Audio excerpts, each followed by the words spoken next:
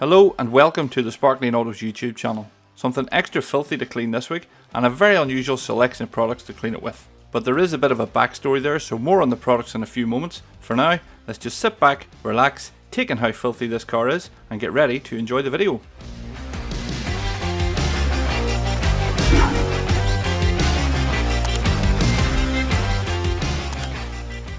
Well, they say a picture tells 1,000 words, and these images tell the depressing story of a car desperate for some much needed love and attention. So let's take a look at what I'm going to use to do just that.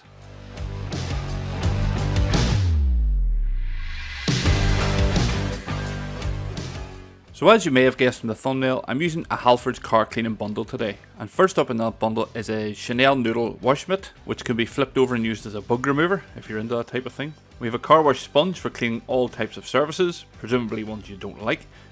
There's a magic tree, I'm not sure if that came in the kit or not. We then have a large chamois leather, which along with a few of the products in this kit I didn't actually get around to using in this video, but it was in the kit so I may as well show you. And now we move on to the chemicals that are included. Now another product I won't be using today is a upholstery cleaner. Then a product I will get to, which is the Wet Look tire dressing aerosol can. Can't wait to try that out. Then we have car polish. This tells me very little about the actual product, but it's car polish. Again, I won't get around to using this today, but I may at some point in the future just out of curiosity. And finally we have the car wash and wax. Let's see if it lives up to the name and actually applies a wax protection to the vehicle. Now you may correctly assume that I didn't actually buy this kit, it was gifted to me by my brother for Christmas, so thanks for that one, along with the trusty builder's bucket that the products all came in. But it was gifted with the understanding that I would make a video on it, so here goes. Now there's two essential products missing as far as I'm concerned, which are a pre-wash and a wood cleaner, so I'm going to very quickly skim over those processes and get on with the rest of the video.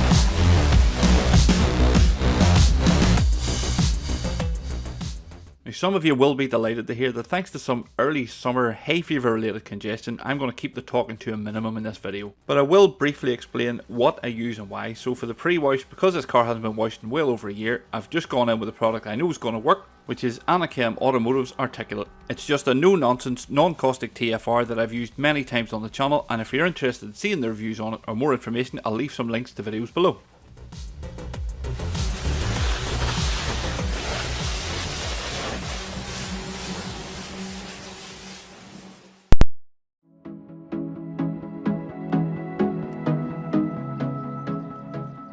Here we go then, wash and wax time, and as instructed I'm going to add one capful to a bucket of warm water.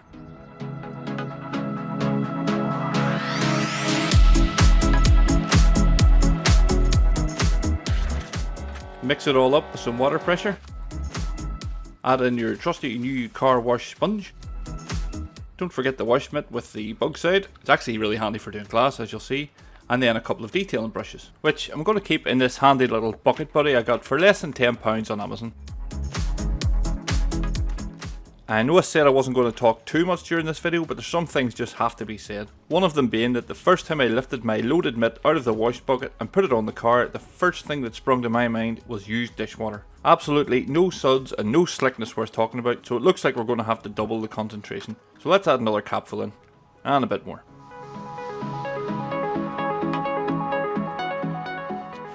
Mix it in once again with some water pressure, and to be honest, it's been that long since I used one of these builder buckets, I forgot just how much splashback there was, so I've had to turn off the water pressure just to be able to actually fill the bucket properly.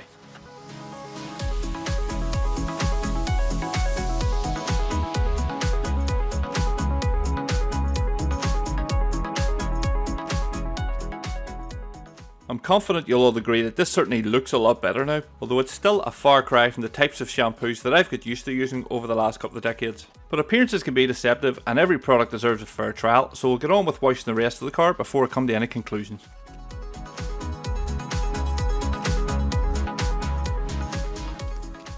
Just a side note to confirm something I mentioned earlier, what they call the bug scrubbing sides of the back end of these mitts I find absolutely perfect for doing glass. Your glass needs a good scrub and this is ideal for doing that.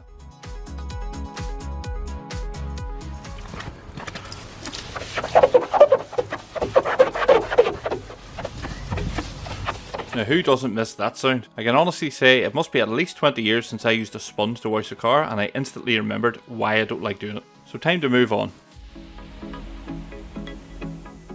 So on to something a bit more pleasant, which is a bit of brushwork, and although I will come to a stronger cleaning product in a few moments, at the minute I'm still actually just using the Halfords wash and wax here, so to be fair, it's doing a decent job so far. It certainly gave me enough lubrication when using the soft Hog's hairbrush to do around the badges and other parts of the bodywork, and even in here doing the window seals with the slightly stiffer black bristled brush, it's still doing a decent enough job of helping me pull all the dirt out of those grippier rubber surfaces.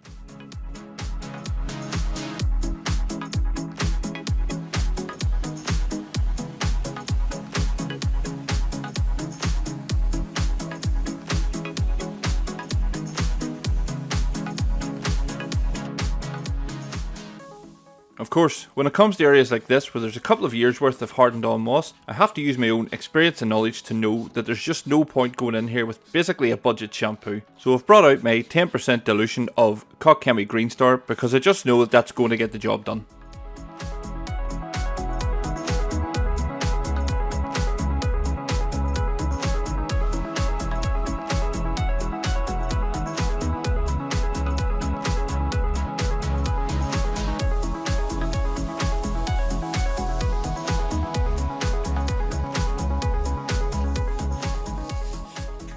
You'll notice I'm keeping the pressure washer turned off. This is purely just to minimise the risk of any water going into the car. Granted that the water wouldn't actually do any harm if left to dry out properly, but when you're handing the car back to somebody within a couple of hours, I just think it's best to avoid any unnecessary issues.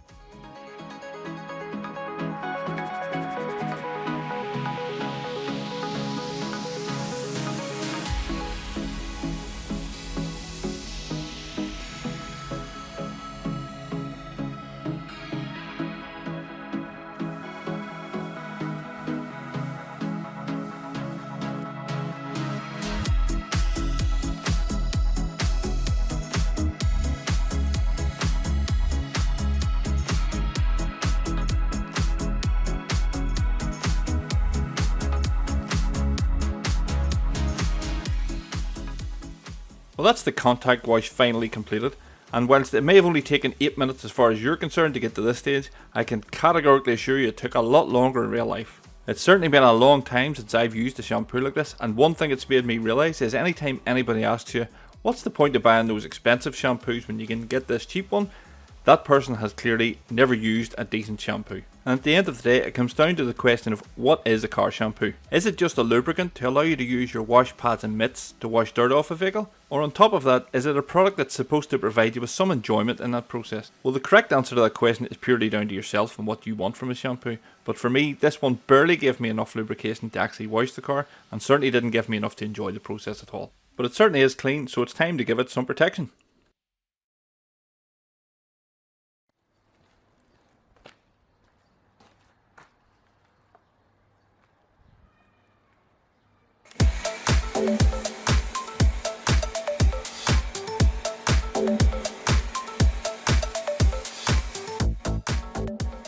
So to give the paintwork at least a couple of months of decent protection, I'm using MJJC from Autobrite Direct, which is a foam lance or a foam Canon applied spray and rinse sealant that I've used on the channel before, and just like the other products I've previously featured on the channel, I'll put a link for that above and below.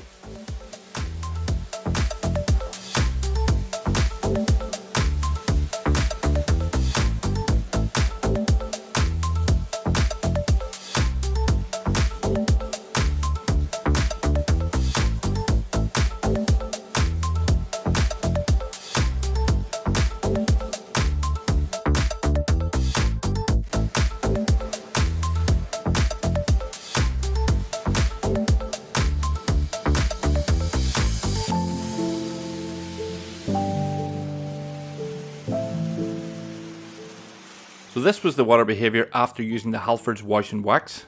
Not really sure where the wax comes into the name.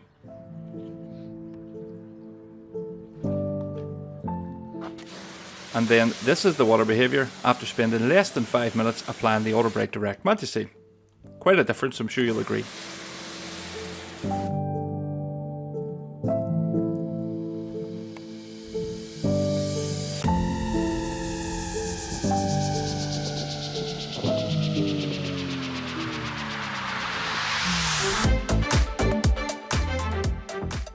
And to dry the car off, I'm using another Auto Bright Direct product. This is their Twisted Loop Ultimate Drying Towel.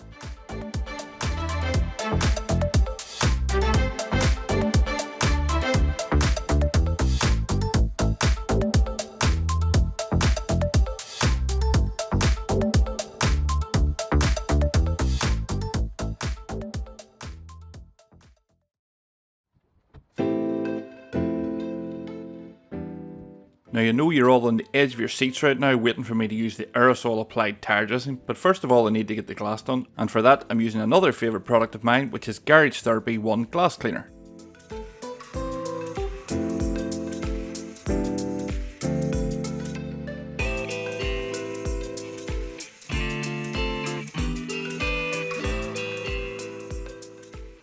And here we are then, an aerosol applied tire dressing. A product the likes of which I literally haven't used since the last century, millennium even. And as I watch this silicone based overspray lightly coat the front of the car that I've just spent the best part of 3 hours thoroughly cleaning, drying and protecting, well, let's just say that I immediately regretted my decision. But I made that decision and we're here now, so let's get a good coat of it on the tyre. I'm going to leave it to dry for a couple of minutes, which will obviously speed up, and then rub any excess off with a microfiber cloth.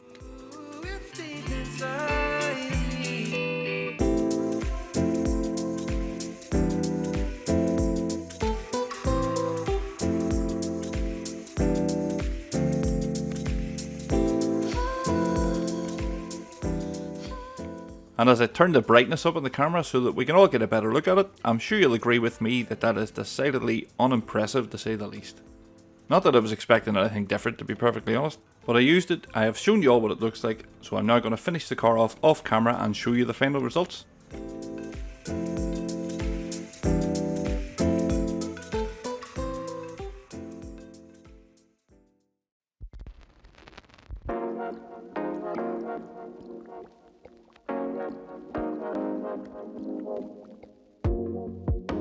Sitting here thinking, mind's daydreaming.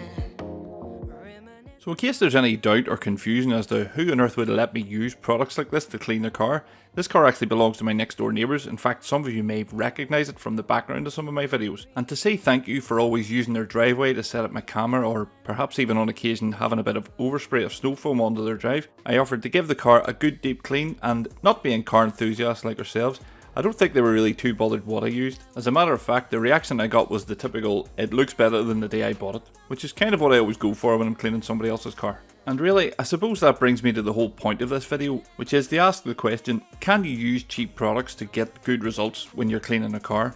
Well, yes you can, but it's not always about the results, it's about the experience of using the products. And whilst I don't think it's arrogant of me to say that the car might look great now, but the process of getting here would be a lot faster and certainly a lot more enjoyable using the types of high-end quality products that I'm used to using. So to summarise in short then, can you get good results using cheap or basic cleaning products? Yes. Should you? Well, that's entirely up to yourself. But if you've made it this far in the video, I'd like to thank you very much for watching. I'll hopefully see you in the next one, and take care. You don't hesitate, just come on through. I mean, I'm just saying.